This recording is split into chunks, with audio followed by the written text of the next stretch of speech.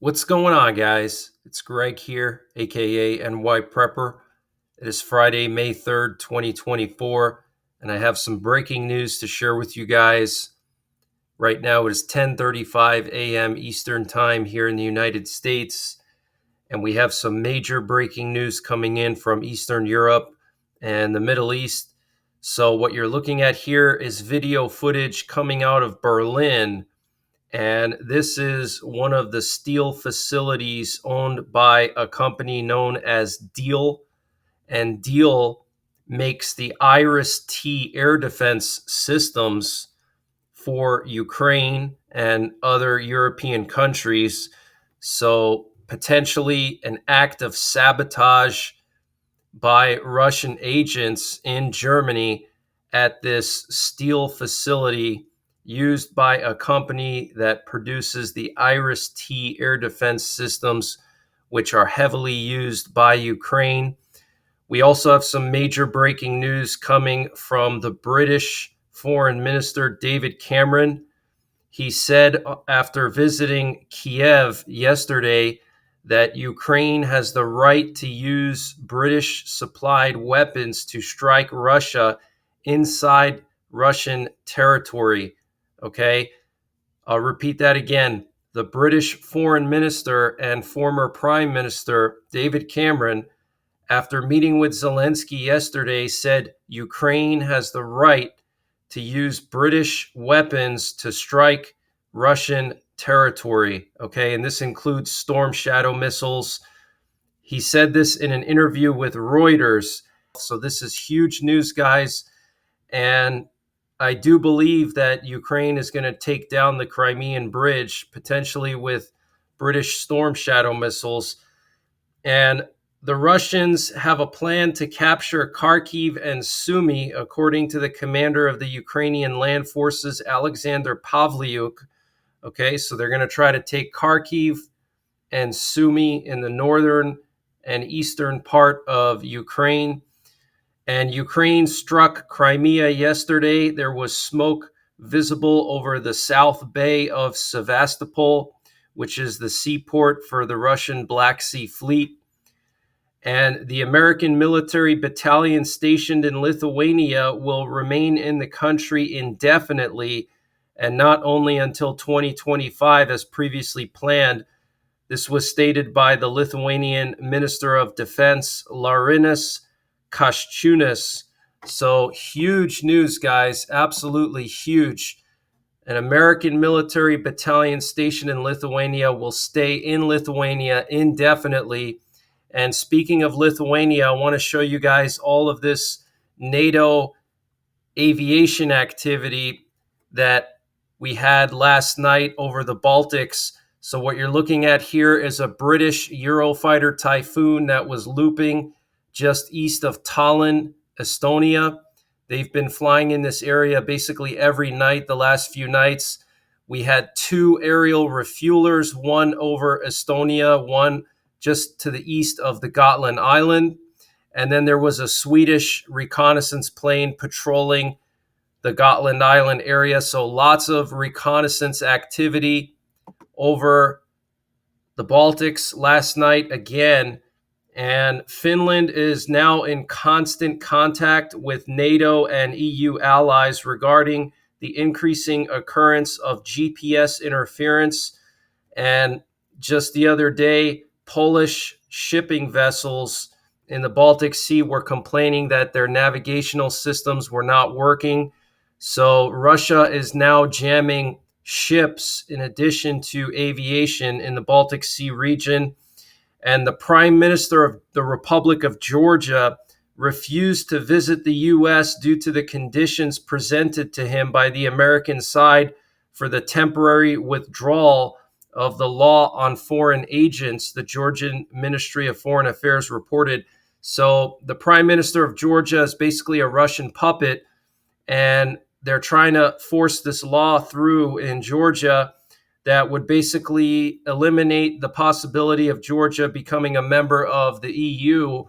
And the last couple of days, the people of Georgia have been taking to the streets. And I believe we could see potentially a color revolution over there again. South Korea raised their terror watch alert status to the second highest level due to a high possibility of a terrorist attack by North Korea against South Korean officials. And speaking of Korea, last night we had a Cobra Ball plane flying just off the coast of Taiwan and Okinawa, Japan. These planes are responsible for detecting ballistic missiles and tracking their trajectory. So it's possible that North Korea may be doing a missile test again soon. And a Ukrainian drone strike caused a large fire on a gas storage tank in the Belgorod region of Russia. And a Ukrainian drone attack on the Kushchevsk airport forced Russians to remove 40 planes from the airport, according to British intelligence. And an Israeli airstrike hit a building near Damascus yesterday that is operated by Syrian security forces. And Israel's foreign ministry said Turkey's trade halt is the behavior of a dictator who tramples the interests of the Turkish people and business community while ignoring international trade agreements. So, if you guys are not aware, Turkey said 2 days ago on Wednesday that they will be stopping all trade with Israel. And last night, Taiwan detected 26 Chinese aircraft and 5 Chinese warships around Taiwan.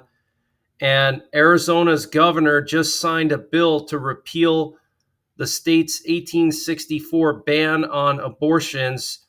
And the Associated Press reports that at least 2,000 people have been arrested at pro-Palestinian protests at U.S. university campuses over the past 2 weeks. And I have no doubt that these pro-Palestinian protests are funded by outside sources, and they're not just organic protests. And following increasing demand for misinformation to be curbed on the Amazon bookstore, Amazon wrote an email to the White House in March of 2021 to inform them that they had removed more than 10,000 books on COVID and tagged millions of products for demotion. And they wrote, "We are all in this together, and Amazon is working hard and fast to be a productive contributor in vaccine rollout and education." Wow, that is huge, guys. They pulled 10,000 books related to COVID to curb misinformation. And a new Reuters Ipsos poll shows that 56% of Americans have an unfavorable view of TikTok, and 50% support a ban on the platform. And finally, here we have some footage coming out of Moscow, Russia, showing some type of a factory that caught fire, most likely the work of Ukrainian secret agents. But that's the latest breaking news that I have, guys. I might be back later on tonight with more breaking news. So I hope you guys have a great Friday. Make sure you're subscribed. Hit the bell icon down below so you get notified when I post these updates. And I might be back tonight. I do have some obligations today, so it might be difficult for me to put out another update later. If not, I'll put one out tomorrow morning. So until the next time, take care, God bless, and don't forget the 3 Ps: prepare, practice, and persevere. And this update was sponsored by My Patriot Supply. Guys, My Patriot Supply is doing a discount on their 1-month emergency food supply.